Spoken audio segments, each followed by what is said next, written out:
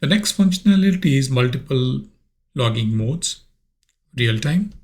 In this case, all the monitoring is shown on the screen.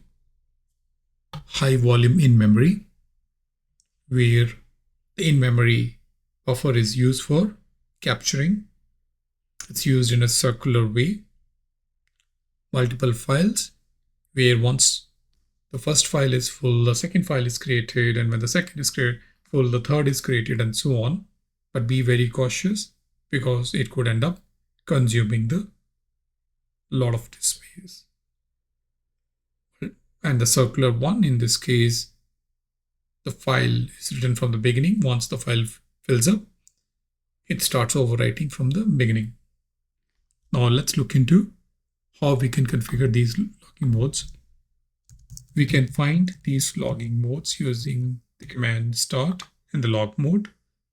These are the different logging modes. Let's use the real-time mode.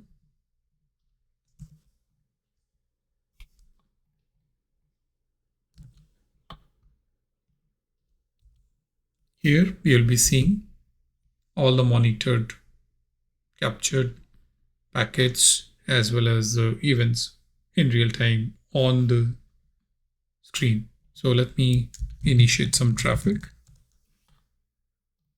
Here, as you can see, if we are capturing only, then all the captured packets are shown up over here.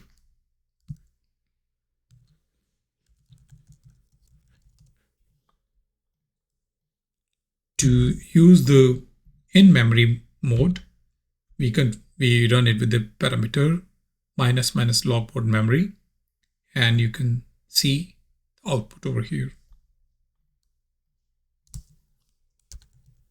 Once you stop the capture, the contents from the memory are written to the file.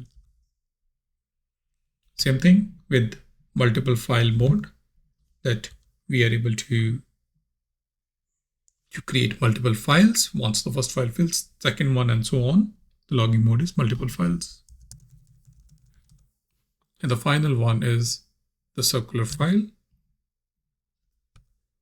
Here, as you can see, the login mode is circular. This is what I wanted to show in this video. That PacketMon tool provides you a functionality where you can configure the different logging modes as per your requirement. Thanks for watching.